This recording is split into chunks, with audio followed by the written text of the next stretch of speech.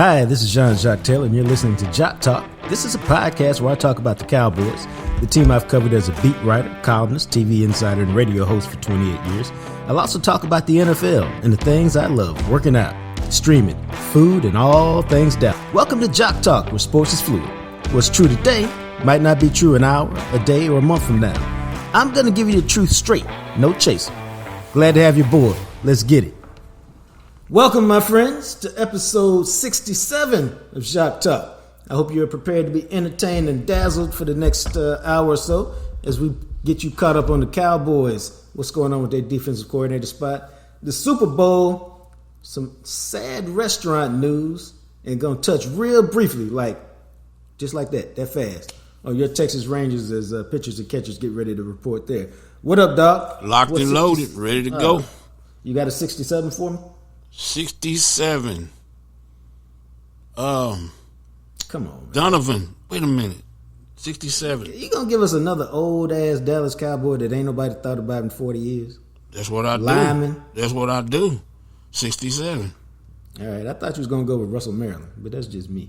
Nah, Russell wasn't. He was all right, but the old Cowboys. I'm talking about the old Cowboys on the McDonald's poster, dog. Okay, man. I mean, that's how you get down. Roger that. Mad at you. 67 for me is always. This is a sad thing. It's always Reggie McKenzie of the Buffalo Bills. Oh yeah, well yeah. The guard. Okay. Why? Because he was part of the electric company that did what? 2003 yards for O.J. Simpson. Right. Open the door, let the current go for the juice. And one of the saddest things about my life is we can never celebrate the juice no more. I mean, that was my childhood hero. It was the juice and Tony Dorsett. I always tell y'all, I wore blue number 32 O.J. Simpson jersey to picture day in the third grade. But I take offense to you saying something about an old-ass Dallas Cowboy. This ain't Bills country. This Cowboys country. Okay, you know what I'm saying? So a lot of people know John Fitzgerald and Donovan, the originators of the Cowboy hits. We don't care nothing about no electric company, dog. This is Cowboy country. If you say so, man. I say so, and that's what it is, and that's where we at. Okay, and this message has been brought to you by Big Joe and the Big Rig, courtesy of Arlington, Texas. All right. Yeah, okay. No, we good. I just had to specify. You can't be talking about old ass Cowboy. I just kind of took offense to that. It's good though. You my boy though. It's all good. All right, no worries. You can always follow the show.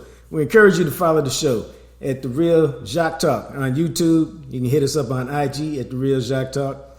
You can follow me on Twitter at JJT Journalist. I am Jean-Jacques Taylor is the handle. Hey, you're running out of time, all right? Time is slowly getting away from you.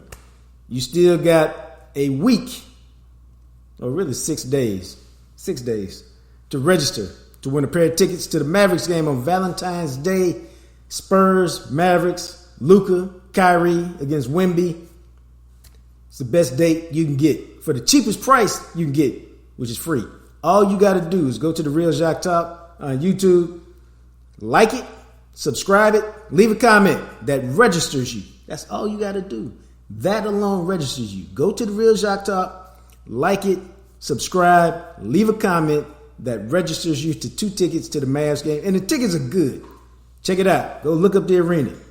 Section 115, row H, seats 1 and 2. They're fantastic. I already got them. I'm just going to text them to the winner. So that's all you got to do to register and win tickets for Valentine's Day and eliminate the thought process of what you're going to do on Valentine's Day. All right? Now, I'm going to do something just a little bit different today because I tell y'all this all the time, but I'm going to go into a little bit more detail. I saw something that was cool. Here's what happens if you're ever involved in an accident. It's not your fault. Somebody else has caused you some harm. Usually it's a car accident, but maybe you got hurt at somebody's company or building, something like that. Here's what you do. First, if you're hurt, seek some medical attention. Second, document the scene. Take some pictures with your phone. Everybody got a phone now. Take some pictures. Third, exchange information if you can. And fourth, and I think this is really almost the most important thing you can do. After you finish taking pictures with that phone, punch in 972-934-8900 and get in touch with my friends over there at Greening Law. Tell me the situation. Here's the details. Here's what happened to me. And that's literally, if they bring you on as a client, it's the best thing that could ever happen to you. Seriously. Because they'll take care of everything the rest of the way. Because whenever you get involved in a lawsuit like this, man, these things can be long and tedious and drawn out and complicated and frustrating, all of that stuff. Greening Law makes it as simple as they can make it, as easy as it can be. And what they do is they walk you through the process. Tell you when to turn left, when to turn right, when to hold tight, when to walk fast, when to walk slow. They do all of that. You know, the other thing that they do, real talk, is they take care of everything. You need a doctor, they can set you up with a doctor. Hey, you need a specialist. You got a special problem. They can set you up with a specialist. Set the appointment for you. Tell you when and where to show up. They handle stuff like that. Why? They want you focused on two things. Healing and renewal. Get your mind right, get your body right, get your life back. It's really that simple. So give Greening Law a call, 972-934-8900. If you're ever involved in an accident, it's not your fault. Let them help you. No Clancy Hill Jr. today. He is on his way to the Super Bowl at the time of taping. And as much as I love my brother, I could not wait for my brother. Time moves on. And so that's why I tell y'all, take all your PTO days because we're not waiting for him and the company is not waiting for you. That's just my public service announcement for the day. Let me tell y'all something. I got a tweet the other day because I've been putting out some pictures of my wonderful air fryer meals saying it's good and good for you. And somebody wanted to know one of my recipes and said, you ought to start giving us a recipe on your air fryer meals on the regular. And I said to myself, I like to talk about cooking. I like to cook. I had a conversation this morning about being a bougie grocery store shopper, something Joe can relate to. That was a joke, y'all. And was it? Was that a joke? Yeah, it was a joke. Oh, all right. Because you don't like to go grocery shopping. I can't. You don't like to go grocery shopping, so right. You would not appreciate a bougie grocery store because you don't like to go grocery shopping. So that was a joke in there. All right, then. I get it. But I'm gonna do some things. Just like my boy invited me over for some steaks this weekend, and he asked me. This is after we worked out. When he said, "What kind of steak do you like?" I said, "Well, typically I like a ribeye or a New York strip, but I prefer a strip. Got a little less fat on it." He said, "Okay, I'm gonna go pick him up." I said, "What do you mean pick him up?" He said, "I'm going to the butcher and pick him up." I said, "You actually go to the butcher?" He's like, "Yeah." I was like, dog, I didn't know people still went to the butcher. Did you know people still went to the butcher? Oh, yeah, most definitely. Now, before I ask you this, I understand when people go hunting and they don't want to waste what they hunted, as I look at a hunter, and they take the deer or whatever they've killed and murdered and take it to the butchers so it can be processed. I understand that, and they show up with deer steaks and, they want to call it venison steaks and venison sausage and venison hooves and all of that stuff. So, is that what you're talking about? Or are you talking about people who actually go to the butcher to get steaks and stuff? I'm talking about people that actually go to a butcher shop, stuff like that. I don't hunt. I know people that hunt, so that had to be a later conversation because I know, probably 100 people that hunt and do exactly what you're talking about. They don't consider it murder, but. You know what you talking about? I said that to piss the hunters off, man. I know they don't consider you irritate the shit out of me too. But all right. You should see Dave, the content guy. He just gave me the side eye. Yeah. But I don't care. He got a scope on his rifle. I tell him that's not even fair. Oh, you just putting his business out there. It's not like, hey, it come with the territory. If I put my son's business out there, I can put his business out there. That's why people don't need to tell you shit. It ain't like the deer walking around with a bulletproof vest on. Oh my God. I'm just having fun, man. Yep. I was messing with somebody in my class. You're cracking yourself up. Sometimes you need to do that, dog. If you don't crack yourself up, who's going to crack you up? But anyway, when the last time you been to a butcher? I haven't. I just know people who do. I haven't. I've been to a butcher at the grocery store and I talked to them about stuff and. You can talk to the butcher at HEB or do a lot of stuff to meet people back there. I'm serious. I was really intrigued. Like, I was like, you going to the butcher? I'm like, holler at me, man. If I'm free whenever you're rolling on Friday, I'm going to go with you because it's at the farmer's market, which is not that far from me, or somewhere over there. I said, I want to go to the butcher and see, I guess it's not that different than the butcher at the grocery store, but maybe it is. I just want to go check the butcher out. Then he's told me something else that blew my mind, and then we'll get on to the Cowboys and what they're doing at defense coordinator.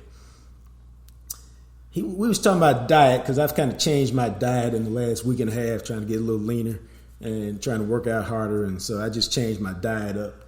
And he was telling me about his diet, and he says, yeah, I get some Granny Smith apples with some natural peanut butter, not that stuff they serve in the store. So my natural question is, what brand of natural peanut butter are you talking about? He goes, I'm talking about the most natural peanut butter. I'm like, okay, what is it?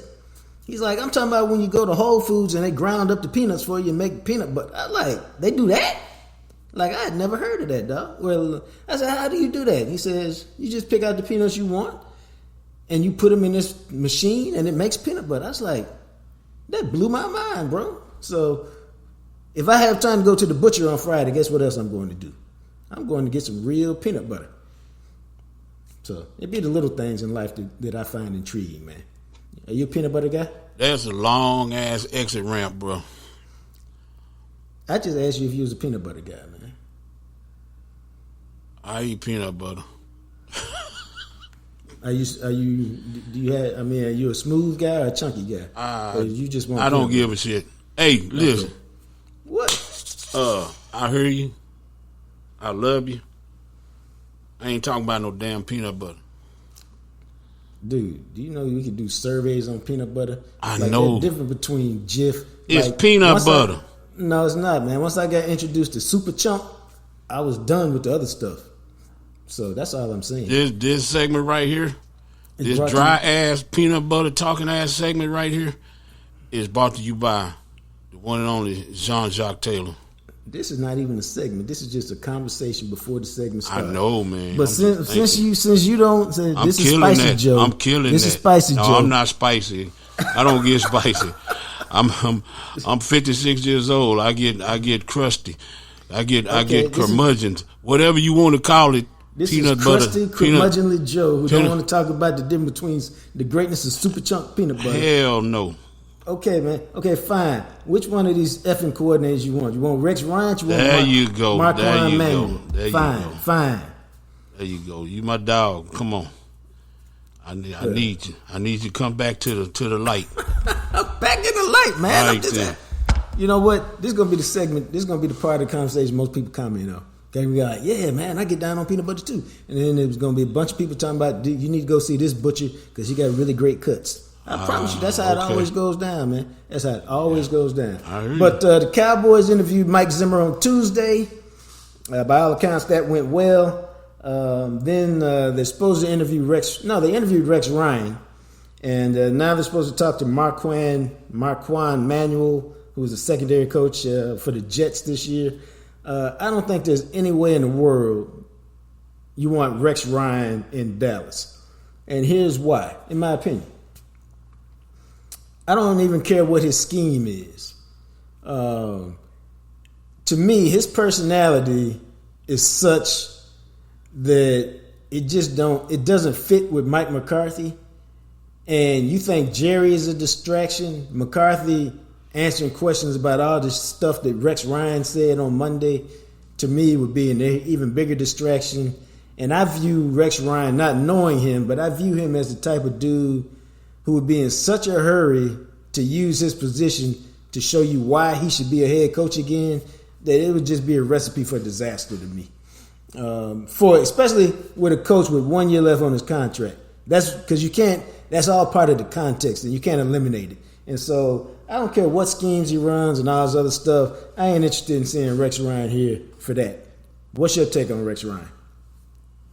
If you bring in Rex, you might as well bring Tim Tebow, Colin Kaepernick, Cam Newton, anybody else that's going to give you distractions and stuff. Plus, I didn't like his brother. His brother's system was too complicated. Hell, they still trying to learn all the shit that he was trying to do, when he was here. So Rex is not as complicated as that, but nah, we don't want him. No. It just, I don't even, now I don't really get down with this all the time, but Jerry is making it such that you at least have to listen to the possibility. Like at some point, man, you really have to understand about. It's like when you're playing real sports. You just, whichever one of those Olympic teams we sent that had a bunch of stars and no role players, and it wasn't a good team, and they got bouncers. Yeah, I remember that. All of that matters. There's a reason why you call it a chemistry. team. Yeah, chemistry. Yeah, and sometimes chemistry is overrated. Well, your understanding of the NFL is top notch when it comes to putting staffs together and stuff like that. I'm gonna give you props on that. I ain't talking about no damn peanut butter, but I'm gonna give you some. I'm gonna give you some props on that damn what you understand how the team, the dynamic of the team, because you've been around that stuff. And I appreciate that. No, I'm serious, because it's like Rex Ryan. When I saw that in the notes this morning, I was like, I don't know about that. He too damn loud, And that's that's my thought, but that's what that's what you talking about. Now this is even though he had defenses that finished in the top 10 in the NFL 1, 2, 3, 4, 5, 6, 7, 8 times, 9 times, including twice number 1. Now it didn't go so good for him in Buffalo. He could never get it flipped in Buffalo, and that's one reason why he lost his job. Now he only had 2 years, but the defense was not anything special in Buffalo for whatever reason. The 2 years he was there. Personnel. It's personnel. A lot of times with the Jets, he had pretty good personnel. Yeah, and he had the team built for that. They ran the ball first. Right. So, all those numbers come in. When you can run the ball first, in Buffalo, they wasn't doing that. And the personnel was a little different. And if you look at his record as a head coach, I find this a little bit surprising. He only won more than 10 games once. 61-66 overall. 46-50 in Buffalo, 46-50 with the Jets, 15-16 in Buffalo. So he had 8 years and never really got it done as a coach, as a head coach. But I think he would like to be it again, and I just have no interest in seeing him in Dallas for the reasons I just mentioned. I think loud is a good way to say it. And, well, you want a guy you're gonna get that notoriety like Dan Quinn. Dan Quinn got a lot of notoriety, but he just pretty much put his head down, did his job. Yeah. That's what you want, Especially, again, in a lame duck situation, that's what you want. And so, so I don't like that. I don't know a lot about Marquand Manuel other than he worked, he was defense coordinator of the Falcons, I believe, when Dan Quinn was there. They try to continue the same system. Yeah, so he makes sense from that standpoint. Yeah. And he worked in Seattle, and so it makes sense why they're interested in him. Obviously worked with Sauce Gardner, and the Jets had a good defense and a good secondary this year, so I get all of that. But I still think the leader in the clubhouse, based on what I've been told, is Mike Zimmer right now, and we'll see if he can pull it off. I'm down with Mike. They are doing what appears to be a fairly thorough search, so I think you have to give them credit for that. And maybe they're also doing a fact-finding mission. Maybe they're bringing cats in and say, as part of the interview process, hey, well, how would you use Micah? How do you think Micah is best used? How do you think this guy is best used? There's nothing wrong with bringing people in, picking their brains, because they got to tell you something because they're trying to get the job. And so, and then once they leave, you just kind of take notes and see to the guy coming in, hey, here's some other intel we gathered. Does any of that make sense to you? And if it does, feel free to use it. And if it doesn't, don't worry about it. I got a question for you. Yes, sir. Okay, so this is what I've always thought. But you tell me what you know. Like, say if Mike Zimmer come in, and he used to be a head coach. I've always thought that if you got another head coach, the guy that used to be a head coach on the staff, it'll help the existing head coach with some ideas, like team chemistry and different stuff like that. Do they swap ideas like that? Or do they just say, hey, you just do what I tell you to do or whatever? No, they typically swap ideas because, remember, you're the head coach. You're not going to be on the staff 99.9% of the time unless I want you here. Yeah. So, and then, you got some staffs that got 6 or 7 head coaches on there. Used to be a former head coach. I got you. Yeah. And you really like those staffs because you don't worry about people people, you're not worried about whether they're doing their job or not. You're not worried about whether they are into details, because why? They still got the head coach mentality. They just focused on their position now. Right. So that's a good thing to have. Right. Plus, if you need somebody, I'm trying to think as I'm talking at the same time. When I think about Deion Sanders at Jackson State, Tim Brewster was a head coach. Gary Harrell, the running backs coach, was a head coach. I'm trying to do this off the top of my head, but he had like 3 or 4 head coaches on his team. And it gave him a sense of comfort because he knew if he was missing some holes, somebody else could kind of cover him up and say just what you're saying. Hey, have you thought about this? We used to do this when I was a head coach, blase, blase. And it works good for him. So that's what's going on with the Cowboys. I would expect them to make a decision by the end of the week, or early next week. But again, there's no rush, man. It's much more about getting the right guy, and they're taking their time in the process, and there's nothing wrong with taking your time. So let's move on to the Super Bowl. Kansas City, San Francisco. I find it interesting that, and I don't usually talk that much about this, but I find it interesting that San Francisco is favored. Does that surprise you at all? Yeah, it does. It does. I mean, you got to give Kansas City their respect. But the funny thing about it is the Ravens were favored, and it pissed Kansas City off, so it gave them good billboard material. Right. It's a funny thing going on with a lot of people that I talk to. Is they getting tired of the Chiefs like they was tired of the Patriots winning. I never got tired of the Patriots winning. If you're a winner, you're a winner. I don't care if you win 6, 5, 3. It don't matter. The winners win. So it don't bother me that it's the same old teams or whatever. If you don't want the same old team, somebody got to whoop their ass. I don't know. It don't bother me like that. What do you think? Do you get weary of teams winning all the time? Were you sick of the Patriots winning? Yes. But let me tell you why. It had nothing to do with the Patriots winning. Let me see how to explain this. I like the Chiefs. And I don't mind the Chiefs winning. Because to me, this is just your boy here, the Chiefs have fun playing football. They're an exciting team. And they make the game fun. This is the only way I can say it. And it's funny because I've been watching. Okay, let me give a brief. I've been listening to the book Gunslinger by Jeff Pearlman.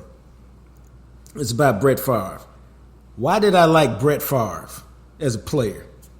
Because he seemed to be having so much fun playing the game. Why did I like Tony Romo as a player? Because he too seemed like he was having a lot of fun playing the game. I like guys who look like they enjoy what they're doing. And so I'm laughing to myself. I've been cracking myself up a lot this morning. Because I've been watching The Americans on Hulu. It's a show set in the 70s about a couple of Russian spies who have infiltrated America and living their life as American citizens while spying for the Soviet Union. And I'm laughing because if I think about the Soviet Union's team playing football, I think about the Patriots. Meaning, they never looked like they were having all that much fun. And it's because Bill Belichick, he was dour. He was just, unemotional, except when he was holding that trophy up. And that's fine. That's his right. And they were systematically efficient in the way that they played. They didn't seem to be playing with a tremendous amount of joy. To me, they seem to be ruthlessly efficient, and that's why they won. I think that's the only time they had fun was when they was on the field.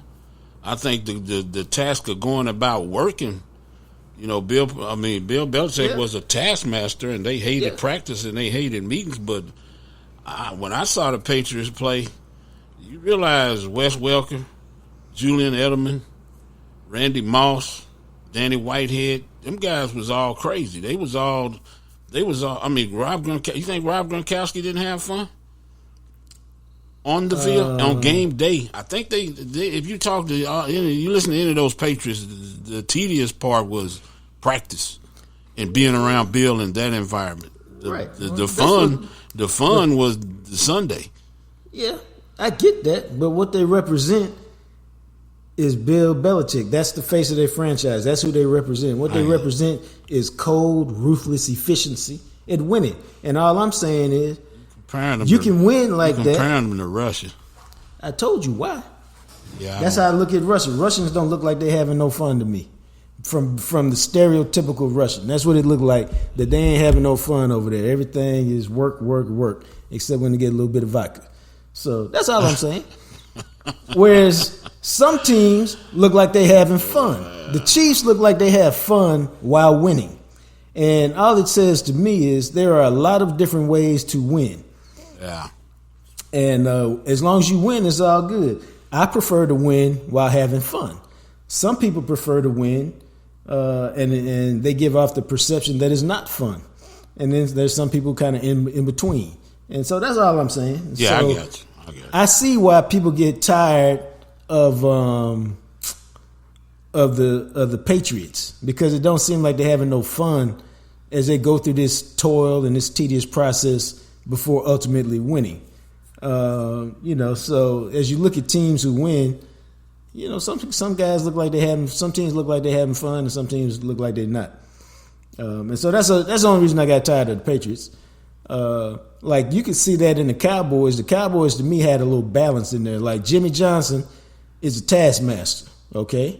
Troy Aikman is carrying out his taskmaster plan. And while he's doing that, Emmett and Michael and a lot of the other ones are acting a fool, having fun. Well, Belichick is a Jimmy Johnson disciple. Same guy. But he got even... Jimmy will show you some emotion. And when he kicked back having Heinekens with his team, with his coaches on Friday nights after practice during the week, he let his guard down. When you read about Belichick, you don't hear about that. That's all I'm saying. I got you. I don't know. I see what you're saying. There's no right or wrong. Yeah, I'm just saying I don't know if I care about all that outside of kicking somebody's ass on Sunday. That's why that's the ultimate goal right there. The perception of how we do it versus how we do it, and then you can. The Russians are very imaginative. Anyway, I studied the Krasnovian technique for 3 years, and that's how Russians fight battles, and it's pretty wild. If we ever have it ain't peanut butter, but it's a pretty interesting conversation if you ever want to have that. You know what, man? This is the time I would like to say, hey y'all, just cut off the mic for a second. I'll cut the mic off. You want me to pause something? No. You want me to pause something? No, you good, man. I'm finna take you in this little room I got and whip your ass. You don't have a little. You don't have a little room. How you know I ain't got no little room, man? You ain't heard about the little room till I told you. Stop playing. I called it something else. I didn't know that. You called it the little room, so I changed mine to the little room so you know what I was understanding. I used to call it the back of my pickup truck. Oh, okay. You ain't had no pickup truck. You know what, man? Bro, don't test me today. Don't test me no days. It ain't good. You know what, man? The reason why the Lone Ranger and Tonto got along was why? Oh, no. Tonto never said nothing. No. One day, Tonto and the Lone Ranger was surrounded. And the Lone Ranger looked at Tonto and he said, what we gonna do? And Tonto said, what you mean? They were surrounded by Indians. And Toronto said... The Lone Ranger said, what you gonna do? What we gonna do, Tonto? We surrounded by Indians. He said, what do you mean, we, white man?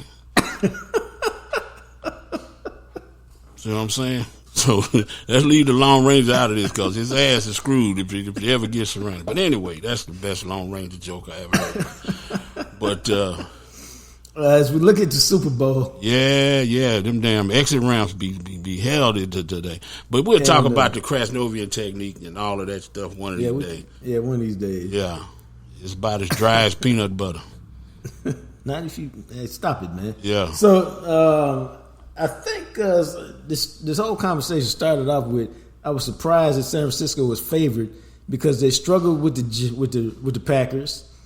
They struggled with the Lions, and then I heard the most ridiculous thing I've heard in a minute.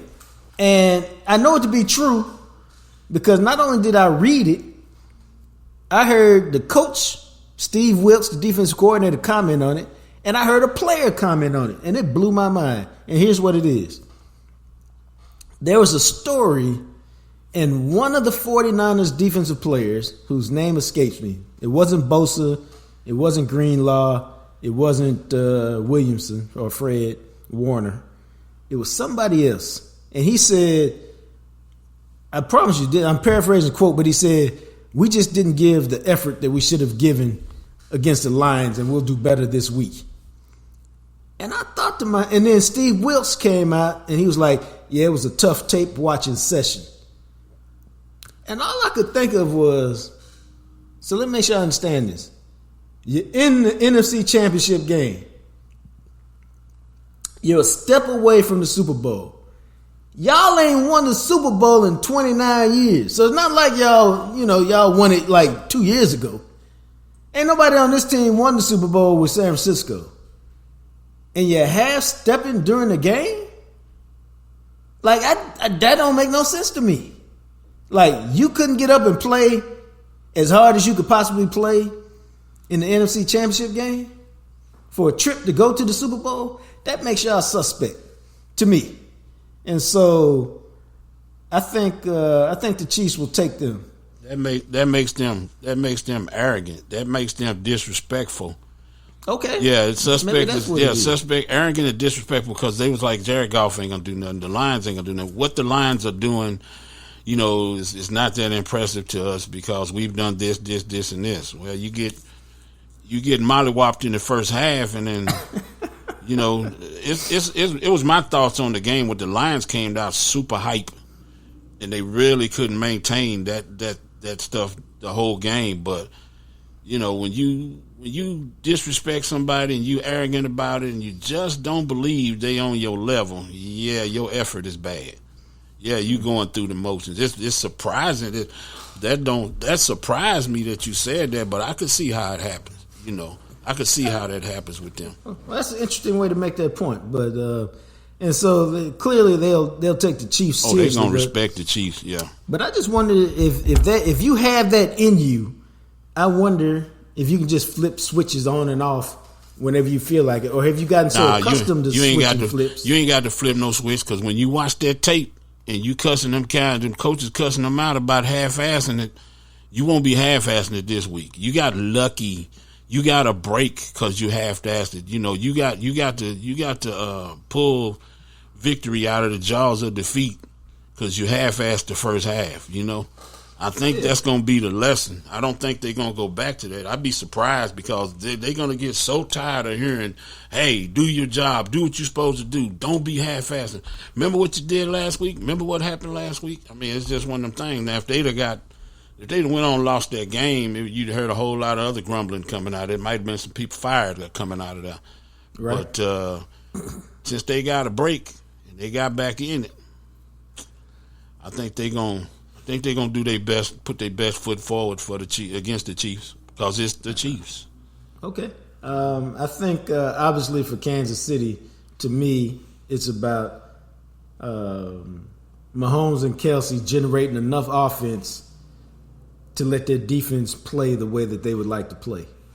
And I know Mahomes will do his thing. Kelsey's been terrific last week, 11 for, I think, 116 yards and a couple touchdowns. He had not only that, but he was just crucial. Is the 11 for 118 is all good, but there was so many crucial catches where, damn, he going to get the ball. But he finds some way to slip open, and Pat hit him on fourth down a couple times, I thought. Well, here's the interesting thing to me. Over the last, looks like from 2016 to 2022, he averaged 96 catches, 1,230 yards, 8 touchdowns. 96 catches, 1,280, 8 touchdowns. This year, he had 93 catches, which is close, but he only had 984 yards. For him, it's only. And then only 5 touchdowns, which is tied him for the lowest that he's had since 2016. And so there's a lot of conversation. He had it himself. Is he slowing down? Is it time for him to retire? Nah, I don't think so. What do you think it was? I think it's a testament to what they running, how their offense is, because in those years where it's 1,200 yards and all them good yards, he's had, Tyreek Hill and Miko and all of them guys, they always had a ton of receivers, and they really didn't care or need to run the ball or grind games out. Right. This year has been different. With the guys outside, he's been getting good coverage, and then they've been running the ball more. Number 10, Pacheco, has been a big factor in the offense, and anybody else has run the ball back there. And I think that this year the Chiefs have impressed me more because they've grinded out. They've done more with less this year. Right. And, Kadarius Toney, we know what happened there. The kid Rice from SMU is pretty good, but they not superstars and they not burners. They don't have what they've had in the past, so that affects them. The field gets a lot shorter when you don't have Tyreek Hill. Yeah. So that's probably got a lot to do with the stats and stuff. It's interesting. I don't necessarily disagree with all of that, but he's been frustrated at times this year and has voiced that. Mm-hmm. And so what I'm saying is he makes it go. And so it's always seems like you should be like, somebody else other than Kelsey is going to beat me. That will seem to always be the game plan, yet you could never execute it. Yeah, because Rice, the other receiver, only had like 8 for 46. Yeah. And I was like, what is that? Like I said, it was the best 240-some yard game Patrick Mahomes ever played. It was surgical. And, so can they provide enough points to get up early, I think, so that they can dictate and control the game? Because the one thing that we don't talk a lot about is the Chiefs' defense. Chris Jones is a beast inside. And what I didn't realize is they've only allowed more than 21 points 3 times this year. Ain't nobody scored on the Chiefs. We get so seduced by Mahomes and all the things that they do on offense that we really don't pay a lot of attention to their defense this year. And their defense has been lights out. And how they match up against Kansas City, San Francisco offense, to me, will really tell the tale. Well, everybody was talking about the Ravens' defense was not good, in the championship game. Yes, it was. They gave up 17 points. Right. The Chiefs' defense, the Chiefs' defense was better. Right. So, I thought the Ravens played good considering they playing Patrick Mahomes now and Andy Reid. And so the Chiefs' defense is pretty good. They just a bunch of no-name guys because right off the bat, I'm sorry, but I can think of numbers, but I can't think of players. I know Nick Bolton, the middle linebacker, the number 56, the white guy with the long-ass name, is pretty good. The defensive end, I can't remember his name. Talking about Karlaftis? There you go. Karlaftis is pretty good. And, he's pretty good. It's one of them things where if they no-name guys and they getting the job done, man, they putting in work. I don't put it past them. And the other thing is Steve Spagnuolo, the defensive coordinator. Mm-hmm. He coaching, and he ain't been a head coach. Well, I can't remember. I think he was a head coach once. Seems like with the Rams or something. Yeah, he's coaching in his 5th Super Bowl as a defensive coordinator. That ain't no coinkydink when you do that. No panic. Adjustments to be made. Yeah. All of that, and he'll have something for San Francisco's offense to make the game hard for Brock Purdy or to give him something to think about. And so, it's going to be interesting. But I think this is a game. I can see this game going both ways. And it sounds like you're talking out both sides of your mouth. But at one level, I can see it being a high-scoring game because you got Mahomes and the Chiefs on a given day can create offense for you because of the play calling and the way they set things up for you. And I know San Francisco on a given day with Kittles and Christian McCaffrey and Debo, they can create offense.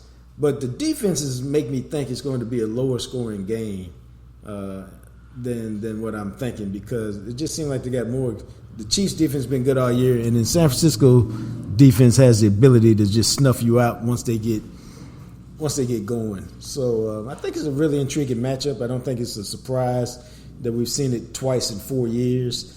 And this, to me, is going to be a lot of bit about Brock Purdy. He got some YOLO throws in him, but he also got some I changed the game plays, and it's which ones does he get away with those YOLO throws in the Super Bowl? Because he's going to do 2 or 3 of them, dog.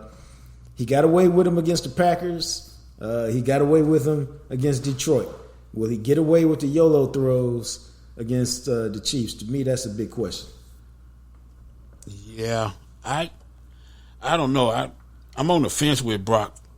One, I want to say, the usual stuff. You got good personnel, da da da. But on the other side, that dude do whatever it takes to win.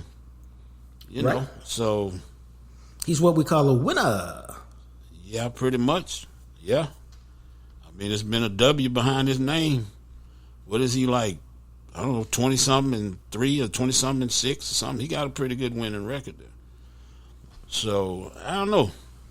Like you say, if he don't get wild and throw them things up like that, it's pretty good. Kansas City gonna pounce on that though. Now I know, and I think this is the key to the entire game to me. And I ain't breaking no news here. If you can't control Christian McCaffrey, I don't think you have any chance at all to win. Because if they get him running, receiving, it just opens up so much of everything else that if you can't control him, I don't think you have a shot. Now, you might lose anyway, but you have no chance if you can't control him. Yep. And Pacheco, he's not – I mean, Christian McCaffrey is one of the best running backs in the league, if not the best this year. And so Pacheco is a good, solid runner. He ain't Christian McCaffrey. McCaffrey can change a game. He can – he can run inside, he can run outside, he can go 50 on you. He'll make a catch, bust your ass, and take that 60 yards. You must control him, contain him to have any chance. Well, McCaffrey he's a weapon. McCaffrey represents a weapon. Like you say, an X factor. Pacheco represents balance for the Chiefs. Yeah. You know what I'm saying? He gives you that balance where you can't just load up on the passing game. That's how they both represent. I think you are exactly right on, because if Debo busts your ass and Kettles busts your ass, you can kind of contain that. You all right. But once they get all 3 of them guys going, it's over for you. That's what happened with the Lions. They start getting everybody involved, and the next thing you know, you forget that McCaffrey's in there sometimes, and boom, he busts 50 yards on you. Yep. He scored the one run where he just kept running and running and running and oh, by the way, it's touchdown. So yeah, I think he is the X factor. Yeah, I was gonna say, look at it like this. I was trying to come up with a line of demarcation, and it looks like the line is 60 yards. When he's got fewer than 60 yards rushing this year, San Francisco is 1-3. When he's got more than 60 yards rushing, they've lost 1 game. And that was to Baltimore, which, at the time was the best team in the league. Yeah, they blasted them, yeah. Right. So what I'm saying is that seems to be the line of demarcation. Hold him to less than 60, and you win the game. Keep him between 60 and 70, you probably have a much better chance to win the game. Let him get more than 80, and it's going to be real hard to win. That being said, as we look at it now, I got the Chiefs ultimately winning 24-20 in a thriller. What do you got? Yeah, I don't know the score. I got the Chiefs winning too, because they healthy and they balanced, and it ain't really nobody important missing on the Chiefs. They might have a lineman or two, but they pretty healthy, and they a lot healthier than they were when they played Tampa Bay.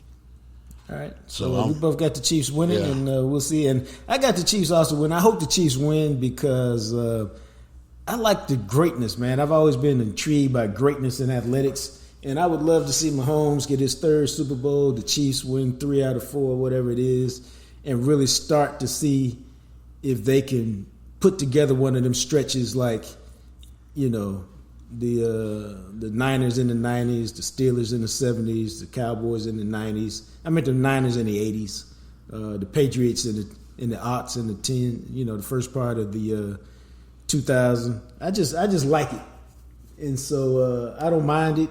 I always think it's good to have a standard to shoot for, like Alabama in college football. Yeah, I can't. I can't fix my mouth to say San Francisco. I think San Francisco gonna win because we got here in Texas. We got a lot of transplants, and we got people that they born here in Texas and they want to be 49ers and Eagle fans and Pittsburgh Steelers fans.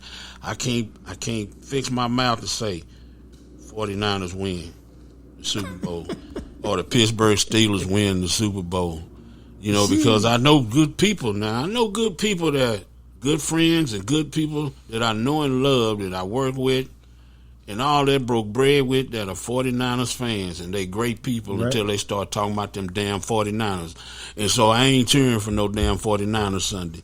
I hope to get their ass kicked, and I'm picking the Chiefs. Go Cowboy. Okay, I didn't expect all that to come out. Yeah, okay. Man, I just had to go and give it to you. You know. We could talk about Jiffy Lube, but I just want to bring that. All right, let's take a quick trip around the block. Round the block. I love round the block sometime. That man said he loved around the block. Hit me through in there sometime. I'm feeling crusty today. I'm old. Yeah. There you go. I started it with the peanut butter talk. I mean, I think he was fine before I went to the peanut butter talk. Yeah, I was good. But there was a point of the peanut butter talk. Who knew you could get peanut butter at the grocery store made in your face? Hey, man, listen, it wouldn't be me and you if it wasn't me and you, dog. It's just what it is. Okay. You understand? Peanut, you like that kind of stuff? I like that kind of. Now, when you go to the butcher shop with your boy, don't say shit. Don't say nothing. Just observe. Hey, you man, understand? how come that chop ain't thick like I thought it was going to be, man? Man. Why I cutting need it you. thin? I need you to be. That don't look like an inch, man. That look like a half inch. I need you to be dog. silent when you go. Just just observe, because you will make somebody mad with your little questions and shit. I am so excited about going to the butcher shop. Know, this man. don't make no damn sense. I know. I mean, it makes none whatsoever. Just remember. What? I need you to be quiet. I need you to be silent, dog. You know how many times we done been somewhere and you done asked a question and you be looking at people funny and. It's just what I do, man. Whether it be the range or the car shop. Hey, dog, I need you not to say nothing. These some nice people in here. I was reading the paper this morning and I was stunned by this bit of sad news.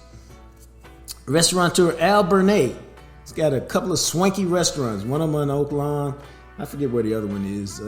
But it's a high-dollar restaurant.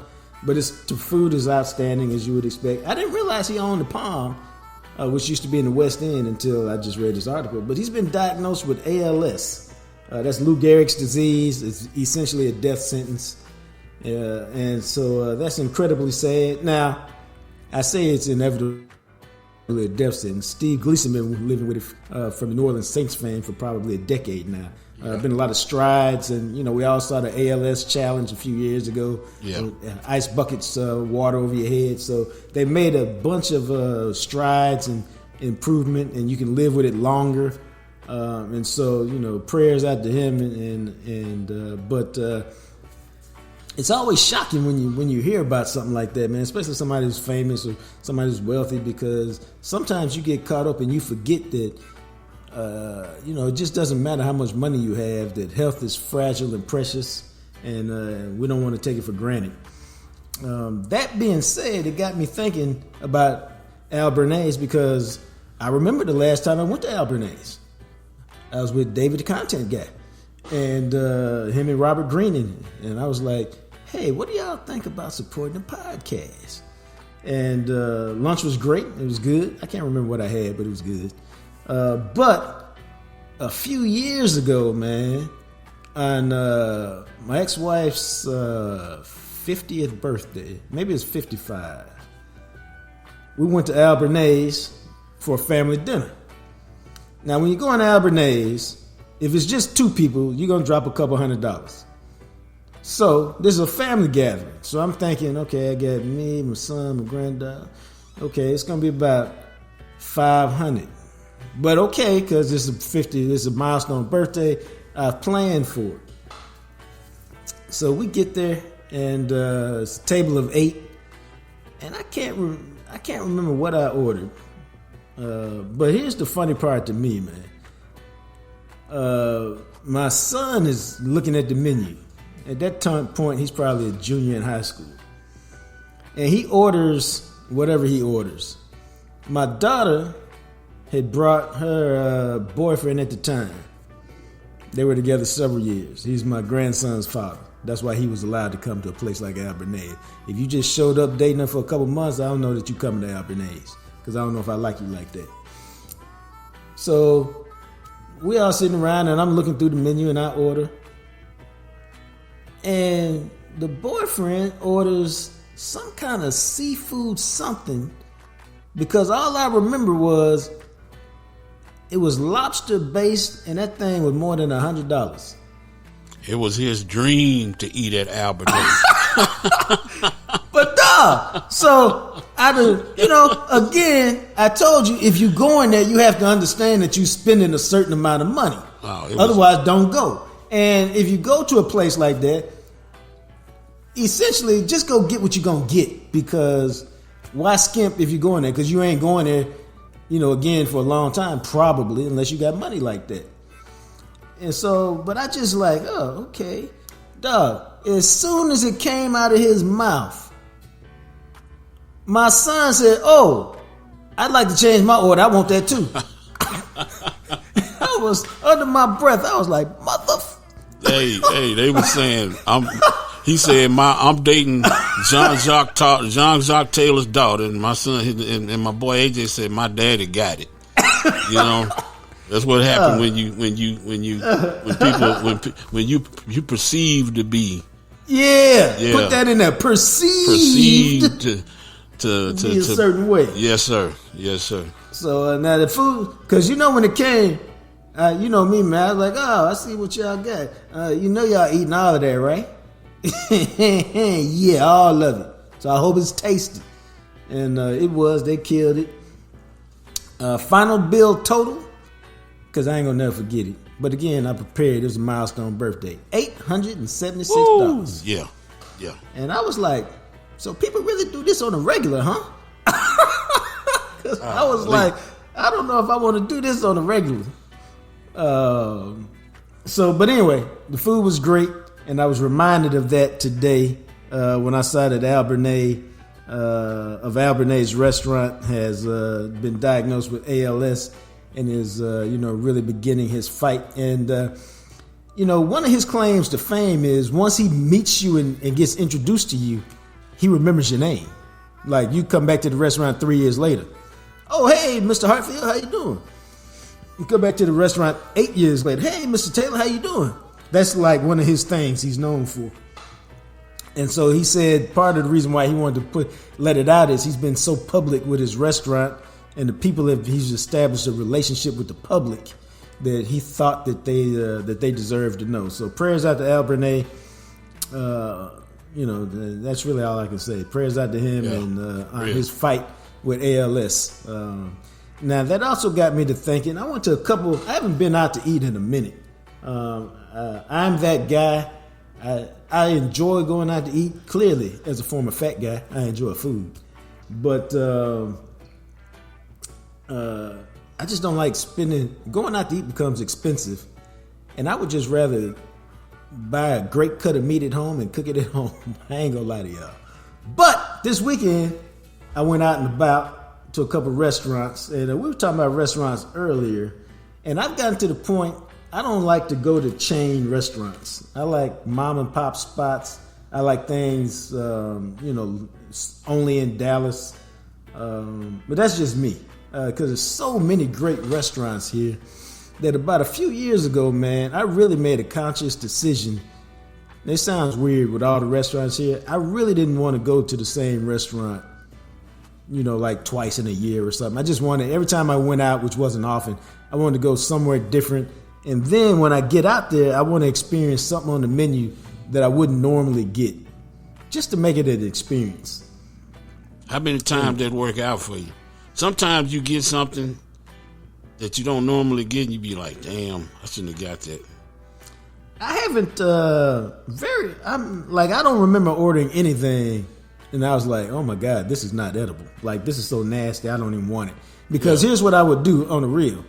If it got like that, I would be like, and I'm trying to figure out, I think somebody I was with, I think my ex girlfriend did this once or twice, which was hey, I know I ordered this, but this is really not good to me.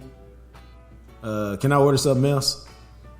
And I've never seen a restaurant that said, no, you're going to eat this nasty stuff. Normally, if you say it like that and you're polite about it, they'll say, okay, fine, what can I get you? So that's my way of saying I haven't noticed it to be a problem.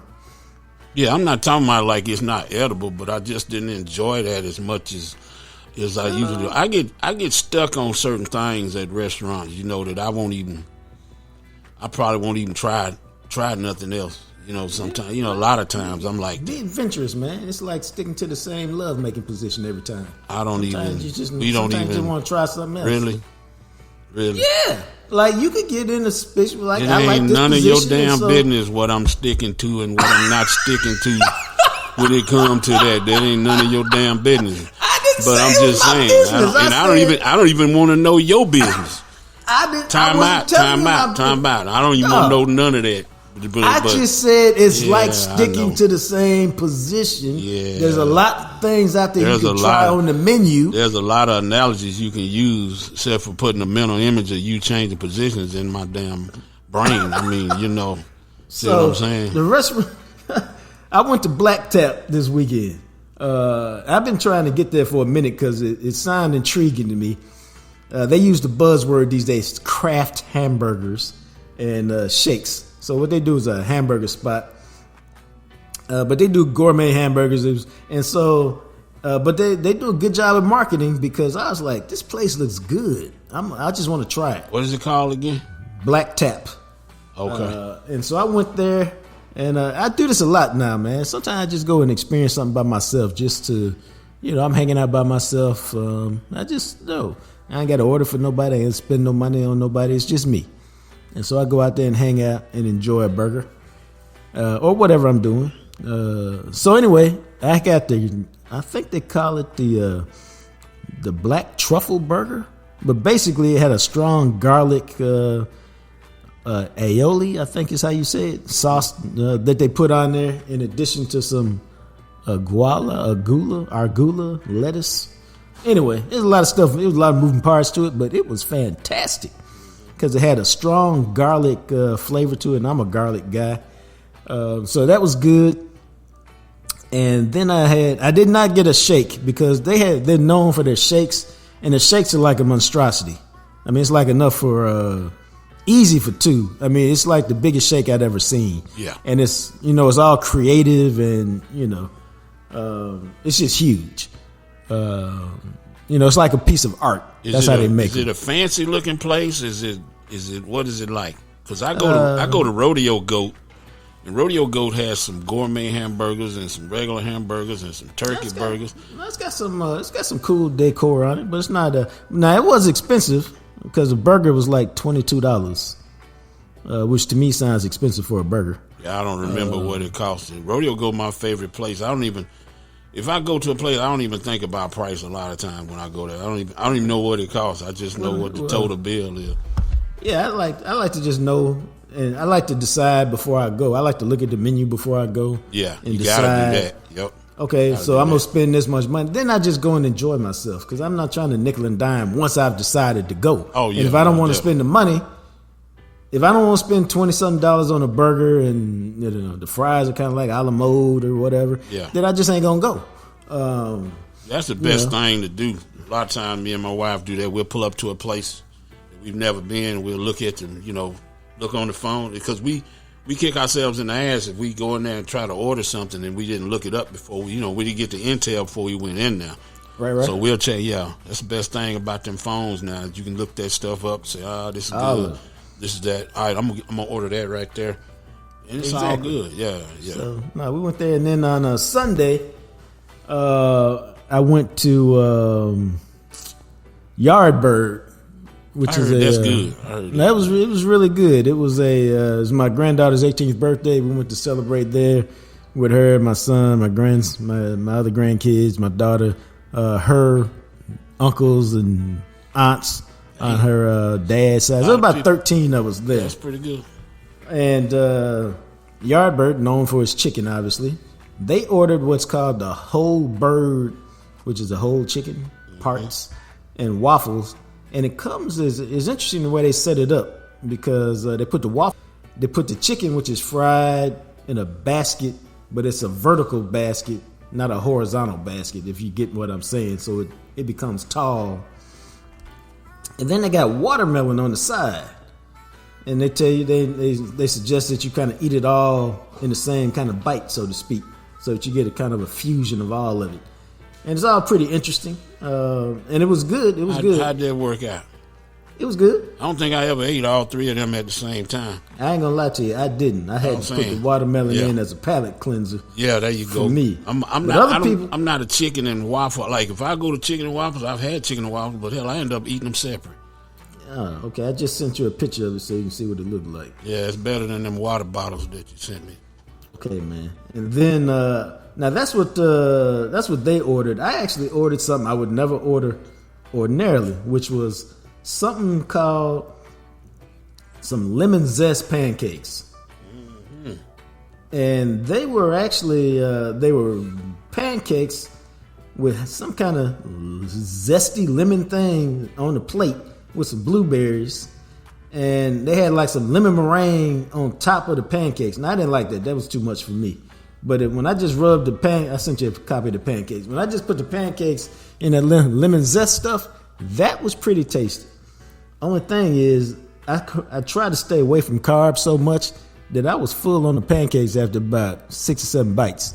So I then proceeded to pass them to my son, who seemed like there's no end to how much he can eat at one setting. He got that damn metabolism, that young man metabolism right there.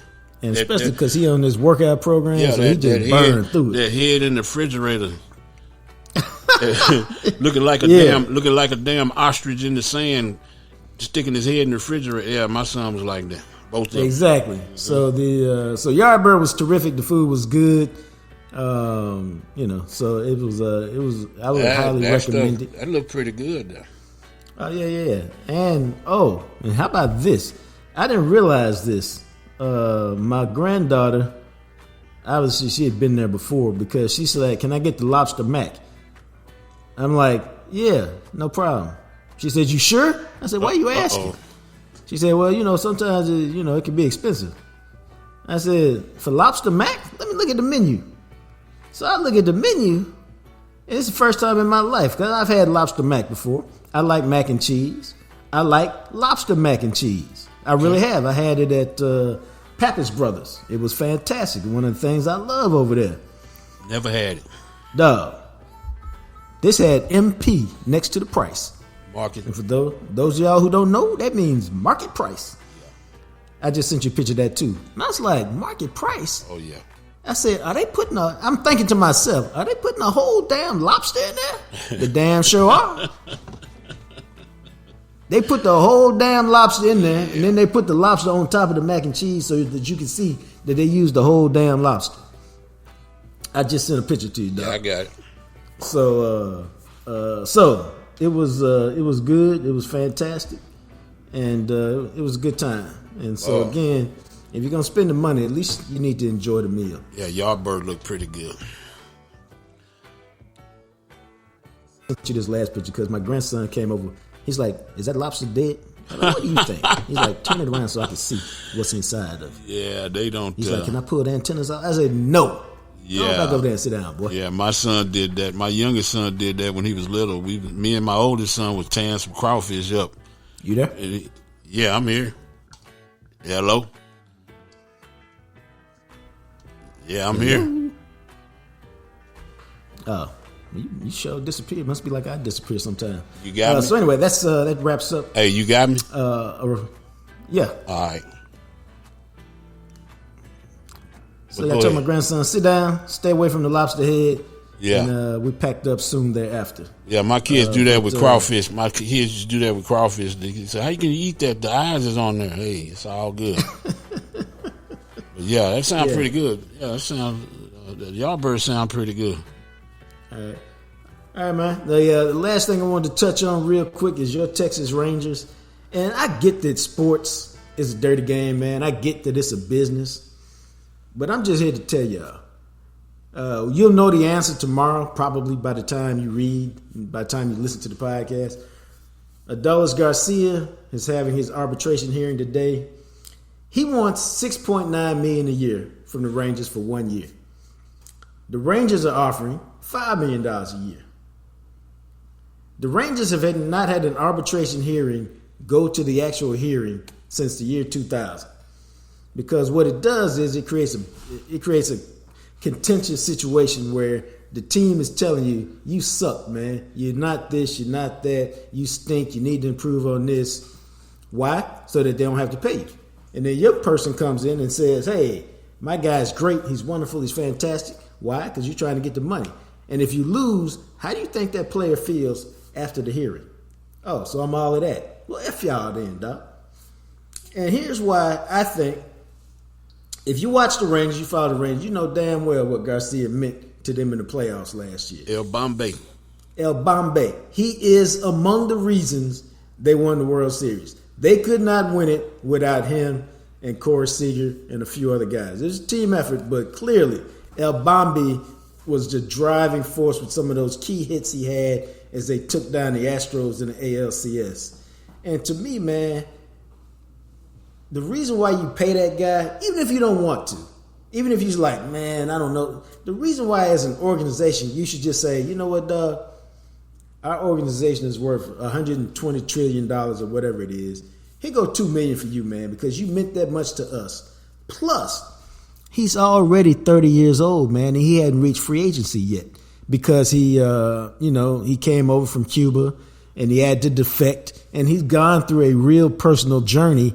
And the reality is, it's going to be hard for him to ever really get paid because of his age. And by the time he reached free agency, he's going to be 33, 34. And who's going to give him that big money at that age? Right. So to me, you don't have to give it to him.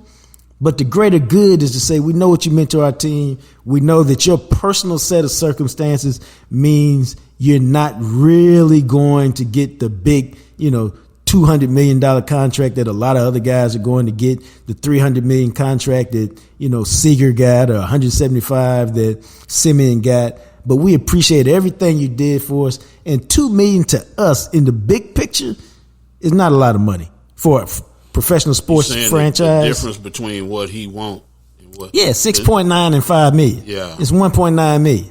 Well, I think, I'm not the bigger baseball. I'm not as good a baseball guy as you, but I'm going to go team-wise.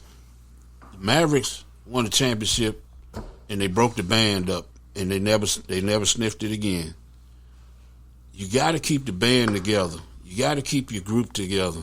You got to keep what we talking about, chemistry. You got to keep that together, because that dude meant everything to the swagger, the chemistry, the momentum of the Rangers, and I can't believe he's gonna still be here. Huh?